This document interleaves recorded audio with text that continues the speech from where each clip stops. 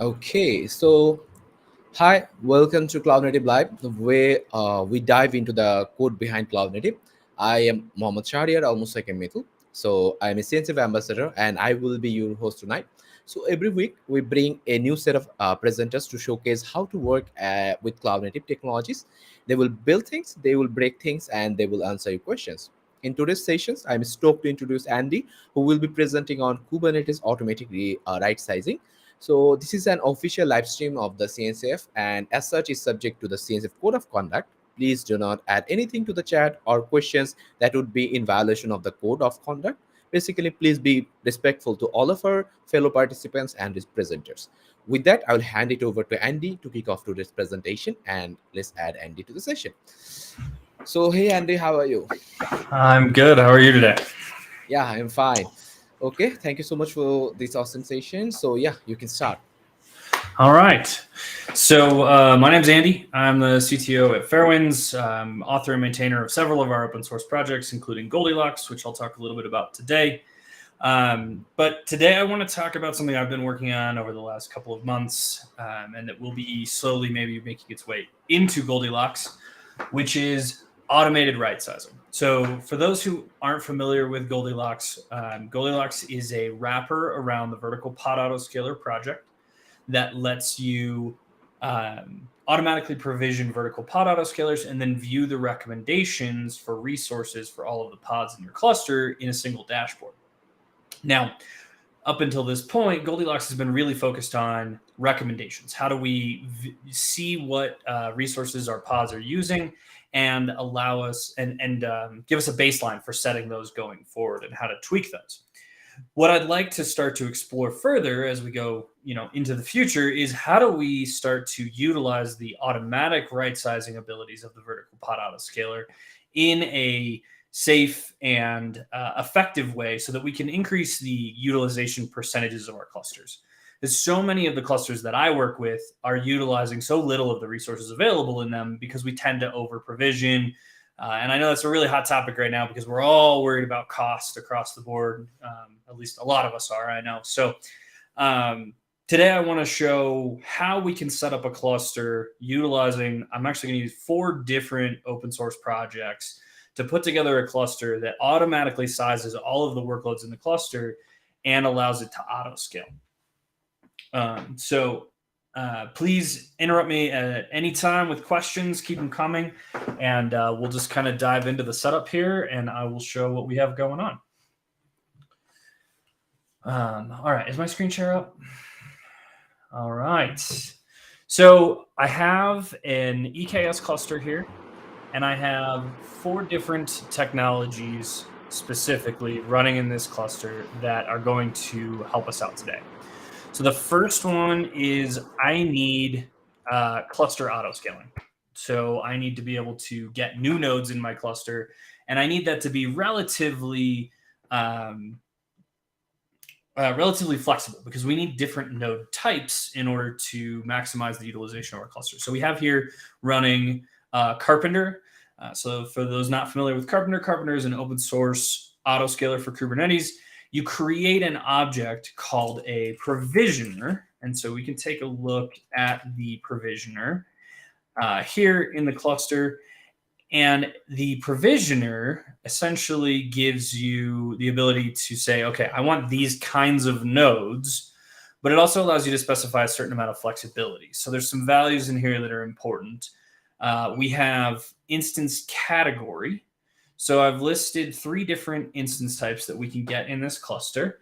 So we have C class instances, M class instances, and R class. So that's compute optimized, general purpose, and then memory optimized instances. So I want Carpenter to be able to pick nodes that have different balances of CPU and memory based on the workloads that I'm going to deploy in this cluster.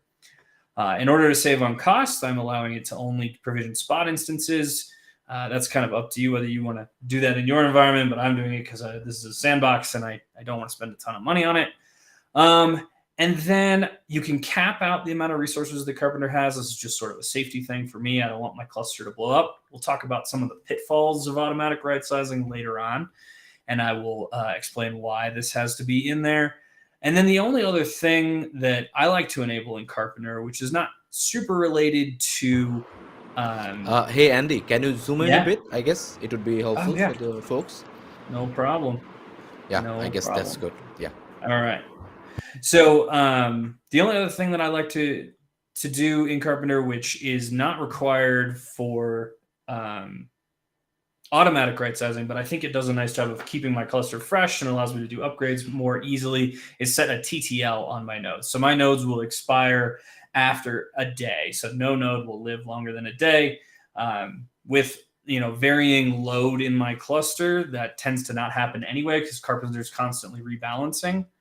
And then actually that reminds me of the last thing, which is consolidation. So this gives Carpenter the ability to evict pods, move them around to different nodes, and sort of rebalance how the cluster is structured, which is really important for automated right sizing.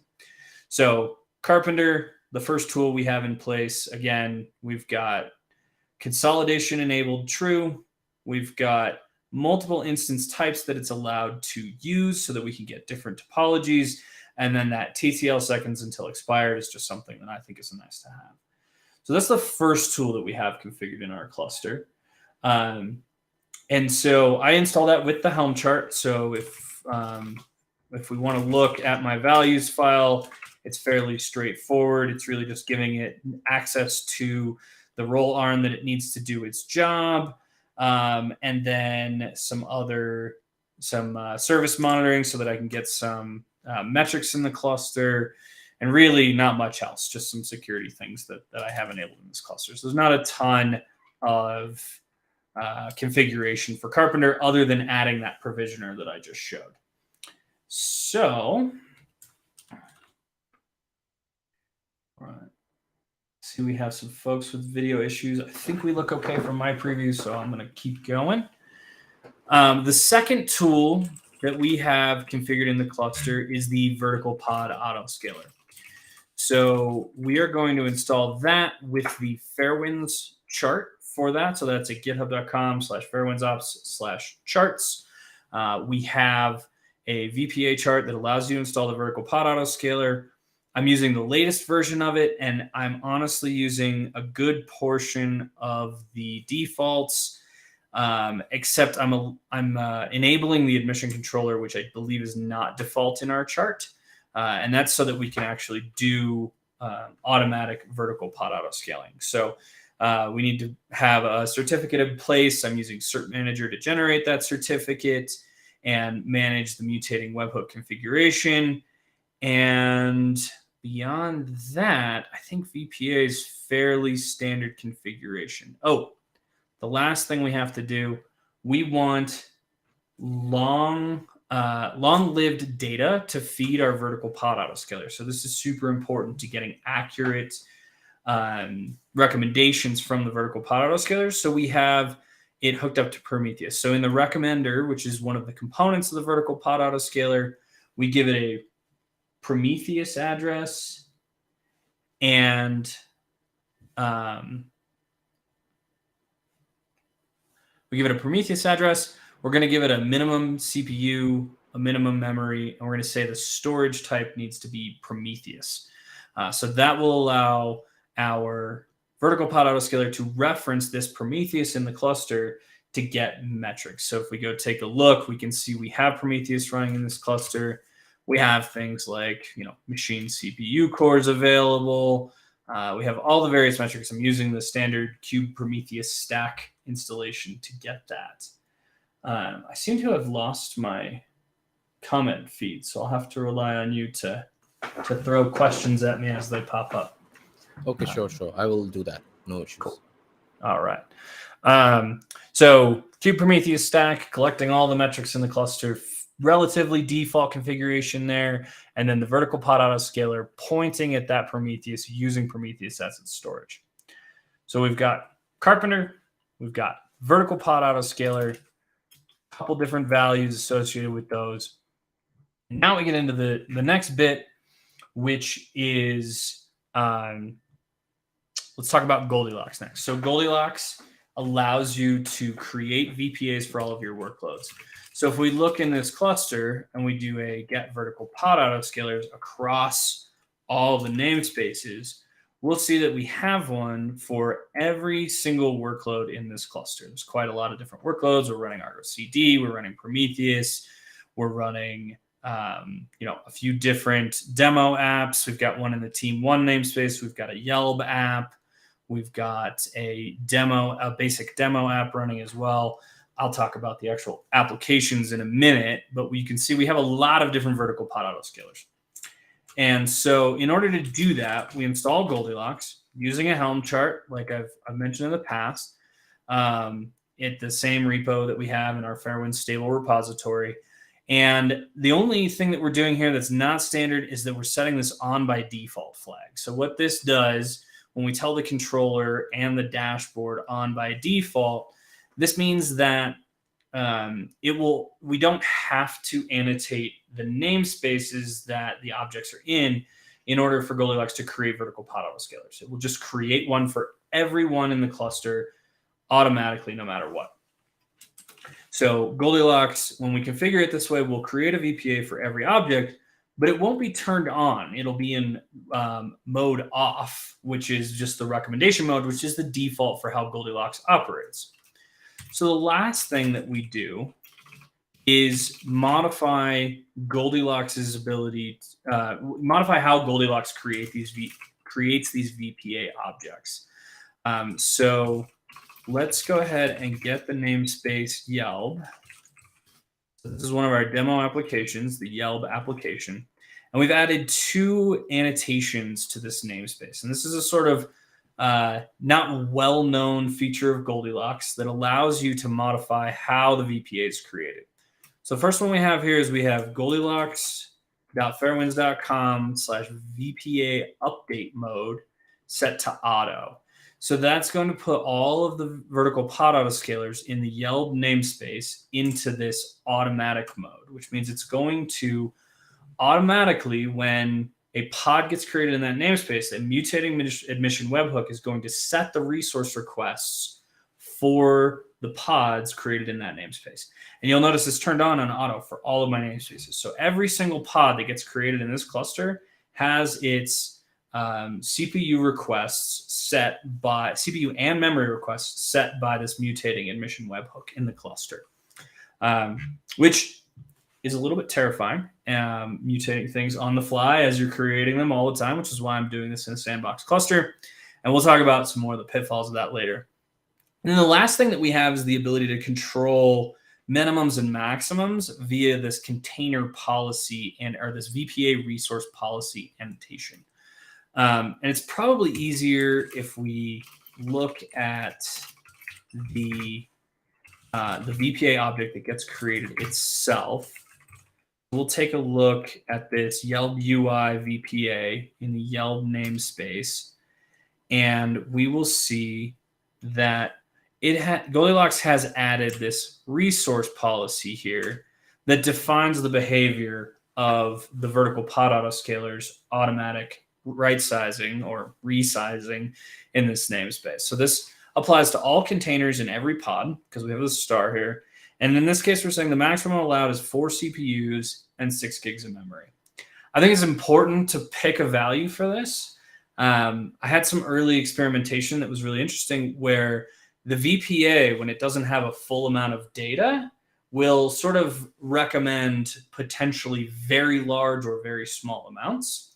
And in the case of it recommending very large amounts, what can happen is, say, it thinks it needs 16 CPUs, right? I think I had one that it said this pod needs 16 CPUs. Well, that wasn't accurate, but it went ahead and created that pod, modified that pod to request 16 CPUs, and then Carpenter, in all of its flexibility, very happily obliged, and I think it created an M5 12XL in my cluster, which is a very large instance size that I was not expecting.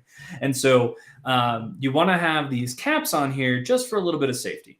Now, those are controlled, again, through that annotation that we showed earlier. This is just a JSON format of this container policy that we're looking at.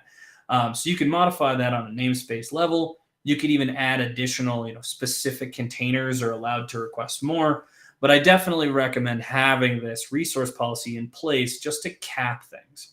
The other thing you can use is a limit range, which is a Kubernetes object. The vertical pod autoscaler respects limit ranges as well. I found this resource policy to be a little bit more flexible and easier to work with than the limit range object.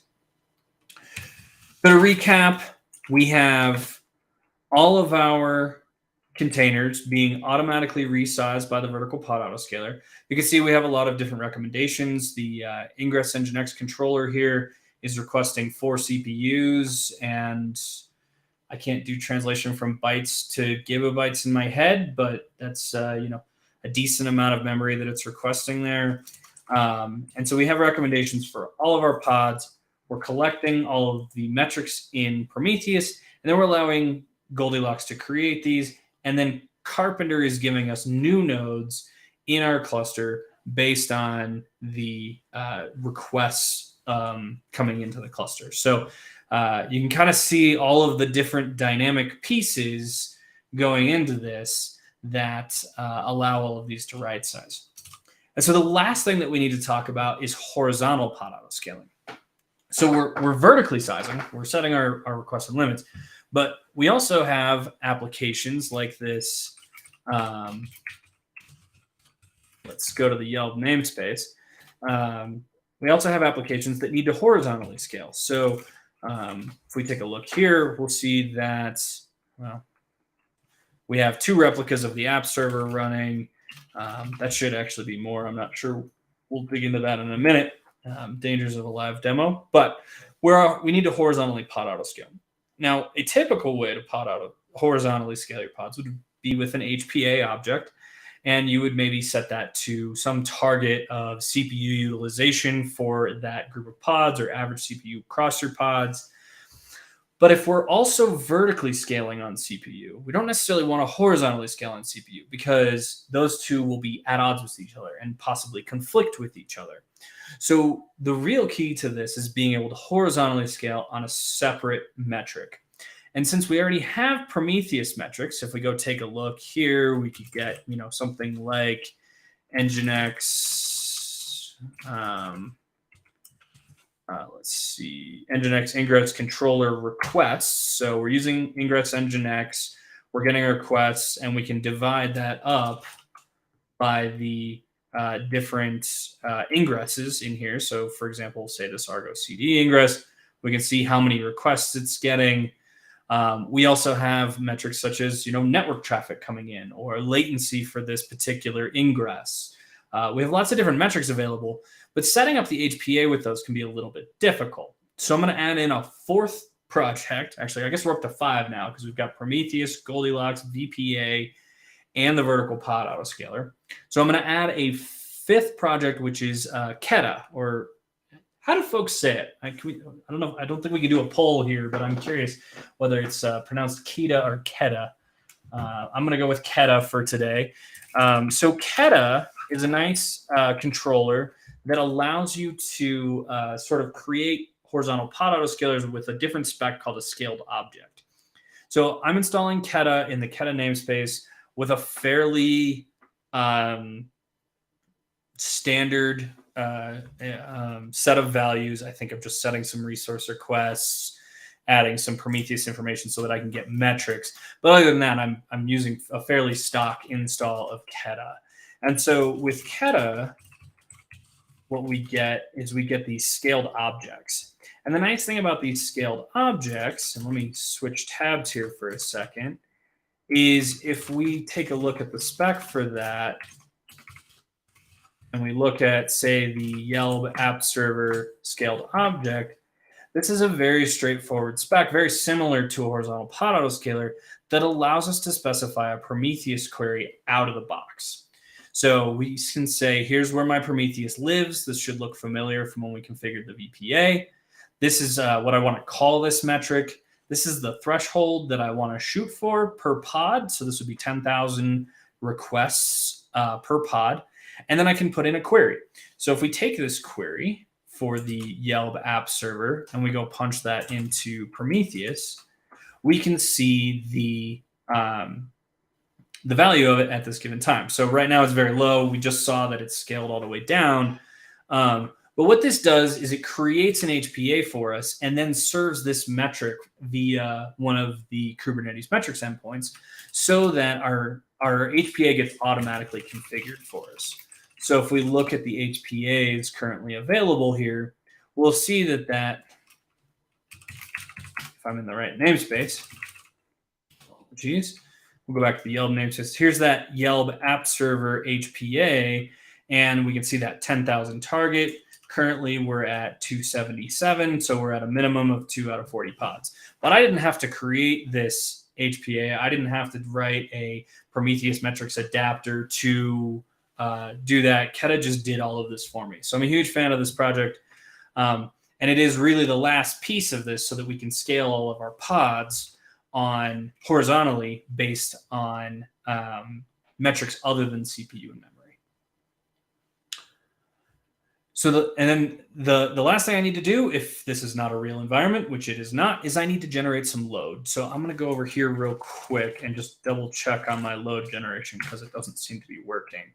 I'm using a tool called K6. This just runs a whole bunch of load against various endpoints, and that seems to be working. We'll see what happens. Yeah, okay. That window wasn't important. I'm not going to worry too much about it. But so to recap again, because I think there's a lot going on here, and I think it's sort of tough to put all the pieces together in your head necessarily if you haven't done this before. We've got the Kubernetes metrics coming in through Prometheus. We've got the horizontal pod autoscaler that is configured via Keta using Prometheus metrics that are not CPU and memory to scale horizontally. We've got our vertical pod autoscaler scaling pods up and down in their resource requests. And then we have Goldilocks creating those VPA objects automatically for us and configuring them in that automatic mode. So in theory, everything should be completely dynamic. As I increase load on the cluster, we should see, potentially the vertical size of some of these pods getting bigger as they start to actually consume resources. We should see horizontal scaling where we all the different horizontally scalable workloads in the cluster go in and out. And then we should also see the cluster creating new nodes to accommodate those and then maybe reshuffling them over time. And so as you start to think about this, you're like, oh, how am I supposed to wrap my head around this if there's something wrong, right? How do I look at this happening? And so what I'm working on putting together and what I have here is a dashboard that sort of brings all the pieces together in Grafana here. So I'm going to switch over to that Yelp namespace that we were just looking at. And I'm going to say, let's look at the Yelp UI ingress because it's the only one in this namespace. And let's just say all HPAs in this namespace. And so if we go, let's go last 24 hours because I think we have some peaks in the last 24 hours that we can look at. We have a few different graphs we can look at. We can see the HPA. So we just saw that HPA, the target value was 10,000. Earlier here, we had it hovering right around that, the actual value hovering around that. So this is 10,228 requests coming in to that app server. And so this is just kind of seeing the, and let's just zoom in on that time period. This is the HPA doing its job, right? The HPA wants to keep the number of replicas such that the per pod number of requests is at 10,000. So this is good. We want to see that. And then we have on the lower end, the UI pod. So this is a multi-tiered thing. There's a UI and there's a backend. So the UI is also scaling horizontally. So that's the HPA in action doing its work. We can look at latency. So the next thing that we have to consider is the balancing factor, right? We can vertically scale and horizontally scale all we want, but what balances that? What's on the other side of the equation? And then generally on the other side of the equation is some sort of performance metric, right? We need to have enough resources to have good performance in our cluster. So we see here, we're tracking latency on the Yelp UI ingress. This particular one has been sort of high, around 600 milliseconds. I'm not actually sure why.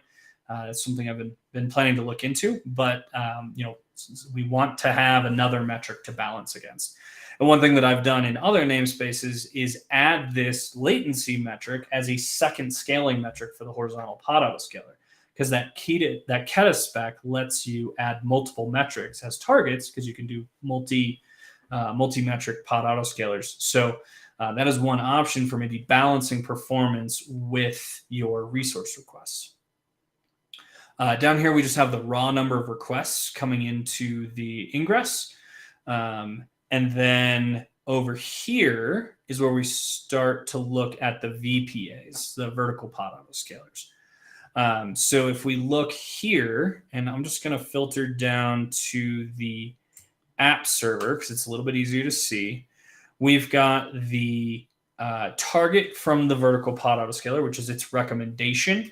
And then we have the actual request. Now, these should be the same, which might be worth looking into, but they are very close. So we can track what the vertical pod autoscaler is doing for both CPU, and then over here we have memory. So let's go ahead and filter this one down as well. We have memory at exactly what the target is and the request. So we can see the vertical pod autoscaler doing its job, modifying the requests as they come in. And then we can look down here at actual utilization. We can see the, we'll filter down to just the app server again. We're using 60 millicores. The VPA is targeting 25. And I'm looking at a very small window of time in this particular graph, just so that we can see the graph. My guess is if this hovers at 65 for long enough, the vertical pod autoscaler will start to bump that up. And then same with memory. If we look at just the app server, for some reason we're hovering around 1.7 gigs. Not sure what's going on there. So this particular app behaves a little weirdly. Maybe not the best example, but we have a place now where we can start to see all the different pieces. And then over here, we have just a little graph showing Carpenter doing its job. So this is how many machines it's created and terminated. I've been working on adding graphs for seeing the types of nodes. But if we take a look at the cluster right now, we can see we have our base instance group. So we have a single managed instance group that allows us to run the Carpenter controller and things like that. I've changed that to a C5 instance type because I've noticed that this cluster is particularly CPU heavy. But then the ones that have a provisioner listed, these were created by Carpenter. So we have a C5 2XL and a C5 4XL. Obviously, Carpenter also recognizes that we're very CPU constrained in this cluster, not memory constrained. And we can see how it's reacting to that by giving us compute optimized instances. The last tool that we can use to look at how this is functioning is this tool called Kube Capacity, written by Rob Scott, if anybody's familiar with him. And so if we look at Kube Capacity and we add the utilization flag, the -U flag, we can see that we have, well, maybe. There it goes. We have a CPU utilization of 83%. That's pretty good across the cluster. I don't see that very often up that high. And then we have a memory utilization of 20%. Now that seems a little low. I would love that to be higher. But if we dig into that a little bit, we can see that we're using 10 gigs of memory across the cluster. And we're using 24.5 CPUs. That is a 2-to-1 CPU to memory ratio. And if you look through the instance size list available on Amazon, you will find no instances give you that sort of spread of memory to CPU. So I've been having a debate with some of my coworkers about whether I just have some non-ideal workloads running in this cluster that are just, not sort of your average workload, or if, maybe there's something to dig into further there. But having a CPU utilization above 80% feels really good to me and is sort of what I'm going for here. Along with, if we go back to maybe one of our other demo apps,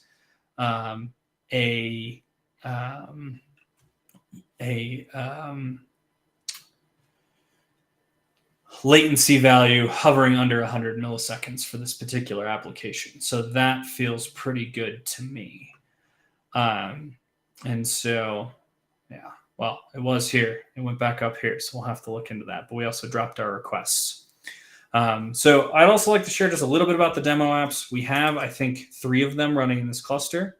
We have Yelp, which I've mentioned a couple of times, which does not seem to be functioning at the moment. Always got to break something, don't we? Nope. All right. We have this demo application, which just constantly pings the backend and shows you how many pods there are, or just kind of shows you which pod it's talking to. The colors here are a little off, so you can't see that, but that's the name of the pod that's being hit. So we can see the horizontal auto scaling in action here. And then we have the Emoji Voto app from our friends at Buoyant, who make Linkerd, where you vote on an emoji, and you can see how many votes they have, because I'm generating traffic against this. So some of these have a lot of votes, 180,000 or so. So those are the 3 apps we're running.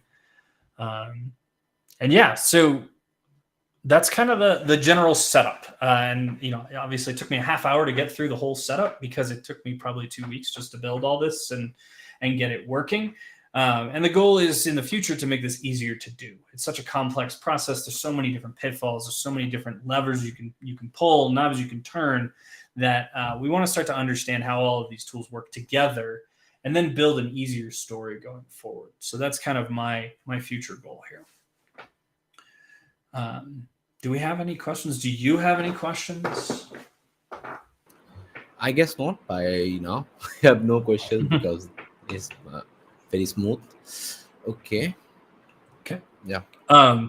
So I think an important thing to talk about is various different pitfalls. I've talked about sort of the issue, a couple of the issues. One of them being that VPA requires 8 days of data to be really giving a good recommendation. And so if we go back and we look at Prometheus and we grab a CPU utilization, we can grab really any graph here. We need to be able to say a week of data, right? So I've got a Prometheus instance set up here that's retaining 8 days worth of data. Can be a considerable amount of information to store for any Prometheus instance, depending on the size of your cluster.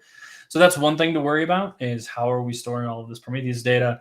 For long-term storage, a week may not be a problem. It hasn't been too bad for this cluster, but it might be in a much larger environment. So that's the first thing to consider. The second is understanding how the VPA works. So the vertical pod autoscaler uses, over those 8 days, it uses a decaying histogram, and so of the utilization for CPU, and then it uses a sort of that. It uses memory peaks over an interval to generate its recommendation, and it can only set requests. It cannot set limits. And so when we set the requests, it can adjust the limits and move them up. So if we have an initial amount and it's going to move them up or down, it'll move them proportionally, but it won't set limits by default. So actually in this cluster, I have very few CPU limits or memory limits set. This might be risky in certain environments or for certain workloads. And so that's something to evaluate if you go to set something up like this is, do I need CPU and or memory limits? I know CPU limits are a hotly debated topic, and I won't dive into the details of that today, but do I need them? Where should I put them? That's going to limit the ability to scale as effectively or to utilize more resources as effectively. So I had a really hard time getting to that CPU utilization of 80% across the cluster without removing limits. And so something definitely to consider there in your individual evaluation of it. The next thing to think about, and let me just pull up my notes here. The dangers of using Carpenter, I pointed out earlier, you might get an M512XL or a C512XL spun out because of an errant an errant recommendation from the VPA. So capping is important. The other thing to be aware of with Carpenter is that there are lots of ways to utilize node selectors and resource requests or annotations in Carpenter that restrict Carpenter's ability to function. So I could create a pod that says, I want to run on a C5 2XL specifically. And that will force Carpenter to create a C5 2XL. Well, maybe that's not the best choice for the balance of price and compacting workloads that Carpenter wants. And so what I recommend is using some sort of policy engine to restrict that in your cluster. So I actually have in this cluster, oops, wrong window, there we go. I have some OPA policies. These are being applied by Fairwinds Insights. I won't talk too much about Fairwinds Insights today, but we have some OPA policies for Carpenter that restrict specific things. Specifically, we're restricting the ability to use the node selector carpenter.k8s.aws/instance family. I think there may be other node selectors that Carpenter respects that I need to restrict, but essentially we're saying you can't create a pod in this cluster with this node selector. And we're enforcing that via OPA at admission time so that we don't let workloads in the cluster sort of mess with Carpenter's ability to compact. So that's one thing to be aware of with Carpenter. I think I've talked about this in other content that we've put out before, but using some sort of policy to control the workloads coming in so that they can't break Carpenter. The other one that we have is the Carpenter do not evict annotation. So you can tell Carpenter not to evict this pod ever, but what that means is that you can't scale down. You can't let Carpenter move workloads around and compact the cluster because it can't evict pods. That's the mechanism by which it moves pods around. So instead of using the do not evict, what we use is we have pod disruption budgets on some of our apps. So if we look at the various services for the Emoji Photo app, we have a pod disruption budget of max unavailable 1. So it can only evict one pod at a time. So we're not affecting performance. We're not letting Carpenter just wipe out our whole service, but we're using these pod disruption budgets to protect us. So some of this is auto scaling 101, like things that you should be doing no matter what, whether you're automatic right sizing or not. If you're horizontally scaling and you have multiple replicas, you should probably have a pod disruption budget. That'll protect you in the event of nodes being drained for an upgrade or various other events like that. So pod disruption budgets are super important.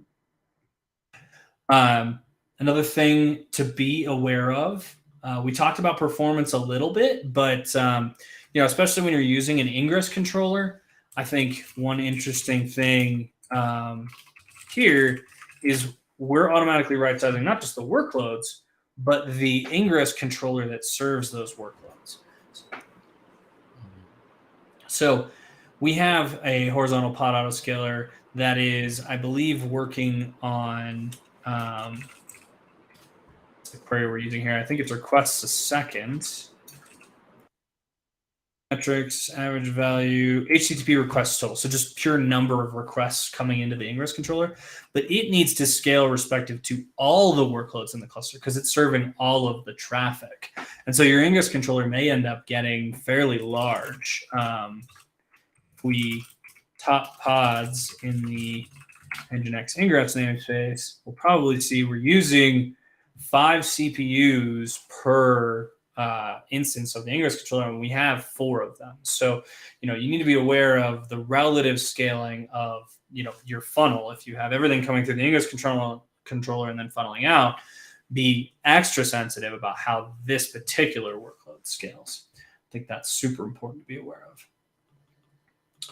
And then really just monitoring. I had to do a lot of extra stuff to get all of these metrics into Grafana for these various workloads. So something to be cognizant of is all of your various Prometheus configuration to get that working. I think, in order to get in order to get the VPA state, apologies, into kube state metrics, you have to add custom resource state for the vertical pod autoscaler. So this is pulling in that VPA container recommendations into Prometheus so that I can see that. I also I'm starting to pull in the Carpenter annotations for the various nodes so that I can keep an eye on what instance types are being put into my cluster. So that gives us that cube node labels metric in Prometheus, so we can see specifically, this is a C5-4XL here, C5D2 extra large. So those nodes that we saw earlier, now we have that available in Prometheus. We can create dashboards and monitor that and keep an eye on the size of our cluster. All right. And then just to kind of show the history of working on this is the last months of data. I've got in this cluster, we started out at 28% CPU utilization, or down at 16 here. And we've gone all the way up to 87, and we should be hovering right around 80-ish here over the next few days. And then memory, we know from what I've shown before, is still fairly low. Something that I'll be working on in this particular environment. So, yeah, I was hoping for more questions. There's a lot going on here. See if we get any. Yes, I guess till now we don't have any questions, I guess, but there was one question like which should you choose. So it was in between the when you are actually showing the labs, right? So, but yeah, other than this, there is no questions left. I guess viewers, you can actually ask your questions, whatever you have any, if you have any doubts or not. But other than this, yeah, you can continue your session, I guess. Okay. Yeah, I don't. Let's see. I'm trying to think if I have a ton else here to cover. We can talk a little bit more about the various queries that we're using to horizontally scale. So I've been experimenting with different ways to scale. So, you may not have an ingress metric available. You may only have, sort of the base Kubernetes metrics for your pod, or just what comes out of the box with Kubernetes stack available. And so we need a metric that is not CPU, not memory, but maybe we don't have ingress requests. Maybe we don't have latency to scale on. Maybe we don't have something like that. So what else can we scale on? And so here we're actually scaling on container network receive bytes.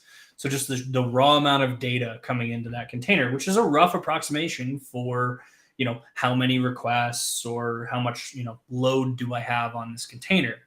The issue that we're seeing with this is that this threshold is wildly different depending on the application, the size of requests. Yeah. We have a question. Andy, I guess we have a question. Great. So, okay, AKS or other flavors of Kubernetes, KDS, where Carpenter is not available, what are the options to try out this? That's a great question. I'm really hoping that Carpenter expands out into the other cloud providers in the near future, but I know that's not necessarily a priority for them. I know a lot of those folks work for AWS, and I get that. That makes sense. But I know in at least I'll focus on the ones I know better. I'm not super familiar with AKS. I'll focus on like GKE. I know you have the ability to give GKE control over your instance sizes and allow it to sort of dynamically pick instance sizes. The other thing you can do is just use slightly more traditional cluster auto scaling, but be more cognizant of your node sizes. So, or your node types, right? So cluster autoscaler works in all the cloud providers. It will give you more and less nodes based on demand, how many pods you have. And so I would definitely, recommend starting with that. It's not as intelligent. It can't pick instance types. And so what you need to do in that case is monitor that utilization, look at, say that cube capacity chart, or I'm still working on I think out of the box, actually, we have a from Kubernetes stack, we have the cluster sort of utilization metric that we can see here. So we can see the CPU saturation and start to look at that balance between CPU and memory usage. If you're, if you have, 16 cores total that you're using, or just call it 16, and you have, 32 gigs of memory in use at load, then something with a 1-to-2 ratio, which is a compute optimized size, is going to be appropriate. And then you can adjust your cluster autoscaler settings to do that.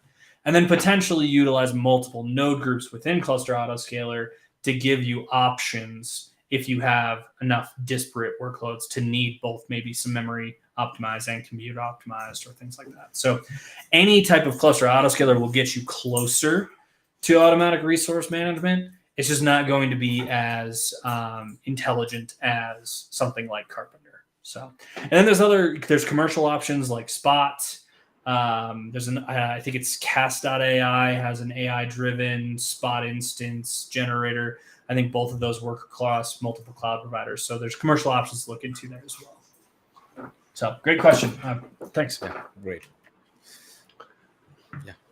All right. We were talking about other metrics that we can scale on. So container network receive bytes or transmit bytes, or using both of those metrics can work.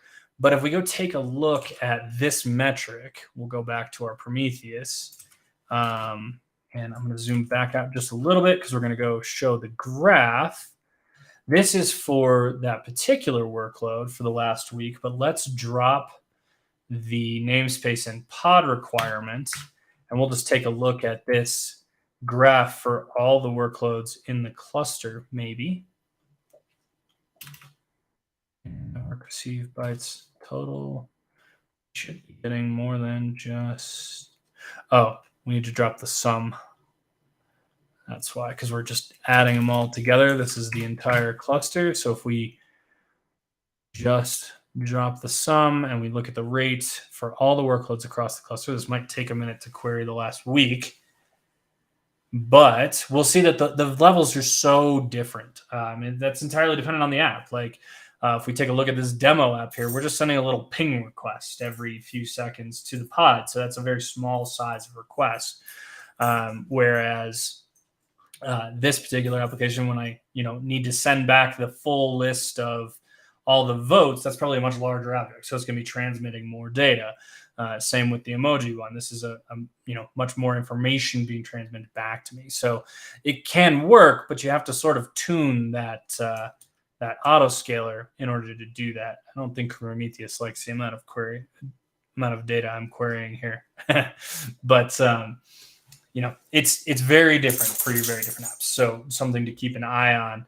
Another thing you could do would just be raw, number of connections or different metrics that are available in Prometheus. So, that's one of the things that I'm starting to look into is how can we sort of generalize the horizontal pod autoscaler metric to make a recommendation for a starting point that's much easier than trying to, craft this yourself and then go tune this, threshold number based on your percentage. And so, that's one area to look at. And then the other thing is multiple faceted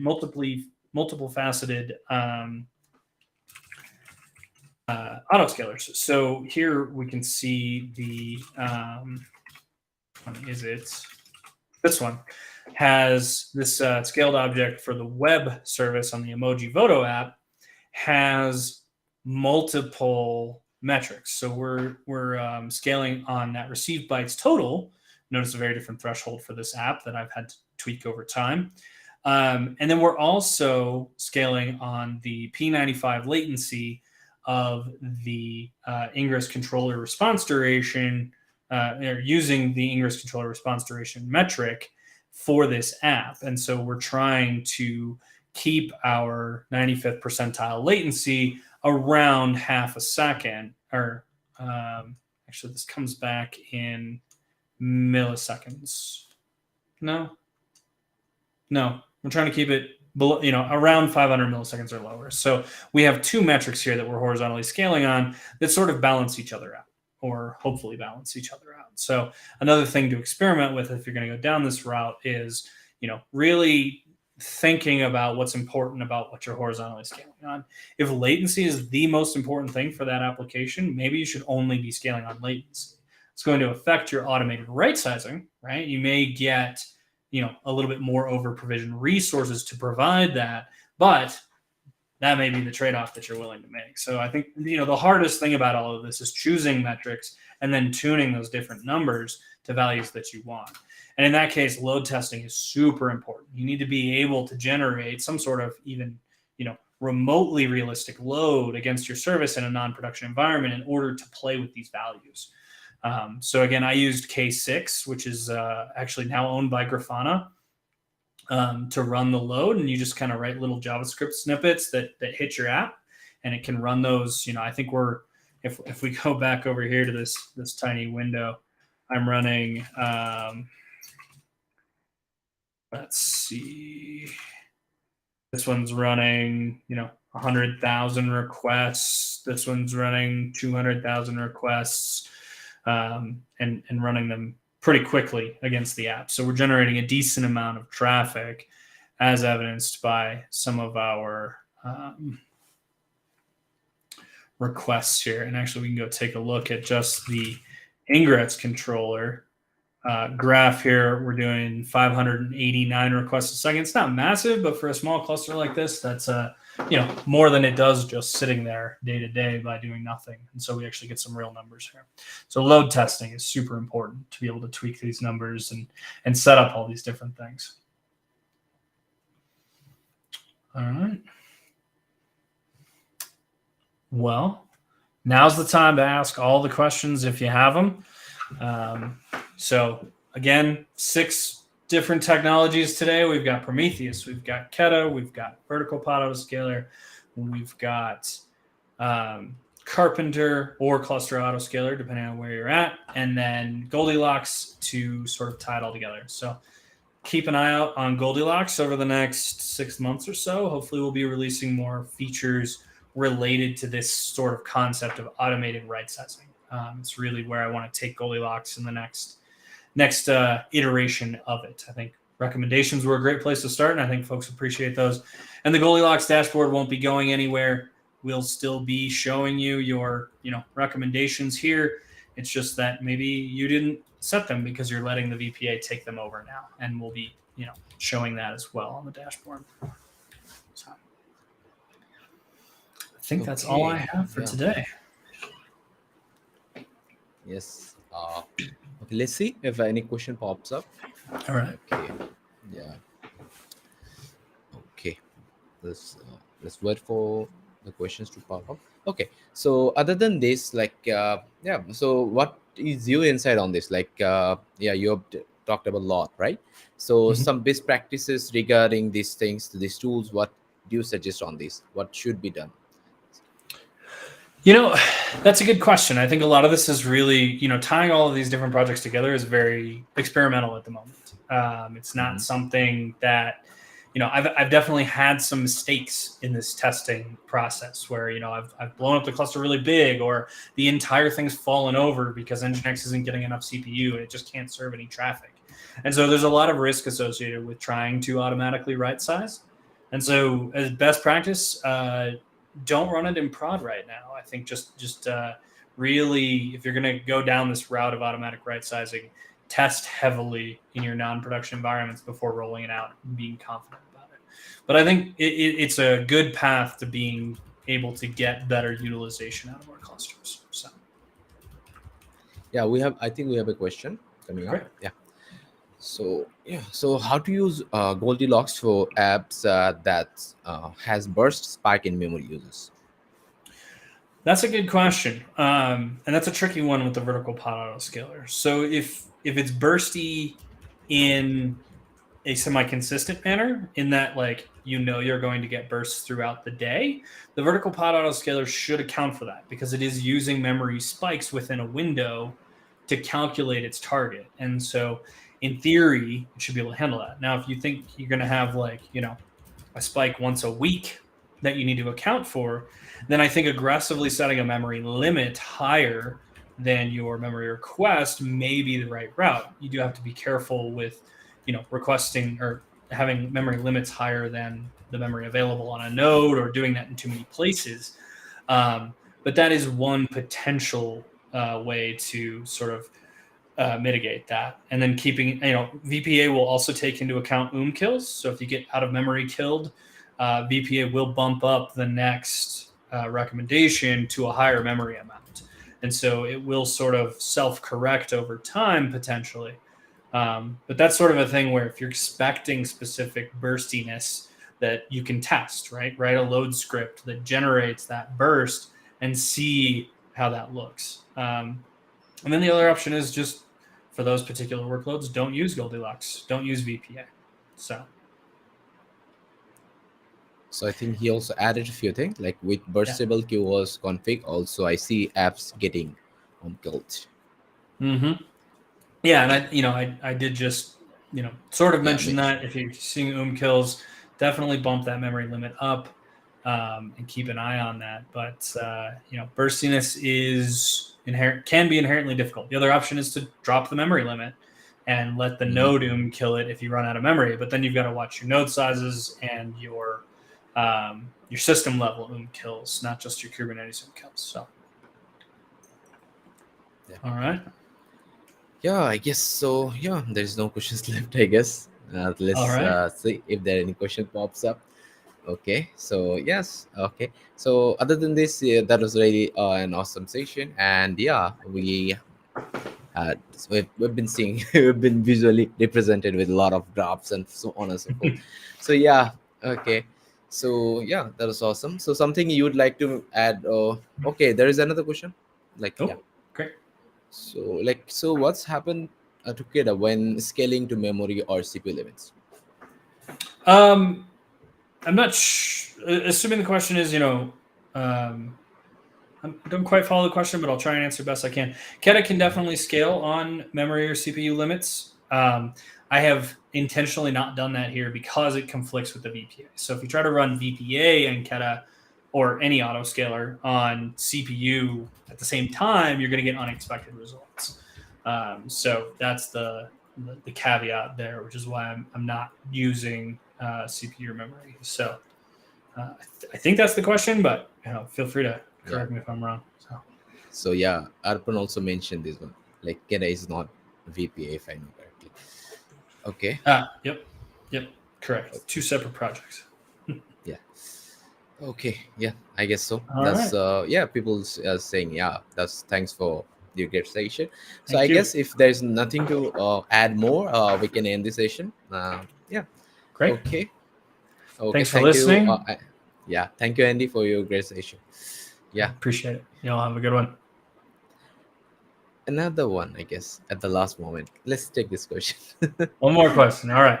Yeah, let's see. Scenario So with a bunch in of different daemon yeah. sets, potentially resource hungry. Adding a new caseworker node won't be a good idea. So vertical scaling should be considered. Yeah, so daemon sets are an interesting thing to consider here. Daemon sets would be considered sort of the node overhead in a calculation by Carpenter about whether you should add another node or not. And Carpenter does have the ability to take that into account. So ideally, that should be handled by Carpenter. But yes, vertically scaling using larger nodes in a case where you have very hungry daemon sets is a great idea to sort of avoid just wasted overhead on your nodes. But like I said, I believe Carpenter should be taking that into account. So something to consider and be aware of if you have lots of daemon sets. So that's a great point to make. Thank you. Okay. so yeah, having Goldilocks different from KubeCost. Well, Goldilocks is older, that's for sure. Been around longer, but Goldilocks uses the VPA just to provide recommendations. There's very little cost functionality in Goldilocks. There's a little bit. It's very specific, very limited in its ability. KubeCost has a lot more cost-focused ability, whereas Goldilocks is much more focused on just resource requests and limits. So that's kind of the big differentiator. And Great. yeah. So yeah, All okay. right. So it was it is awesome. Like when we are going to end the session, people are like popping up with questions. Yeah. Okay, so let's now end the session. We are done with the session. Has the time is ended. Okay, so thank you so much, Andy. I think the all of the questions are done. Thank So you so I hope much. to You see all have you a great soon. rest of your day. Yeah. Okay, Thanks. so let me take you to the backstage then. Bye. Bye.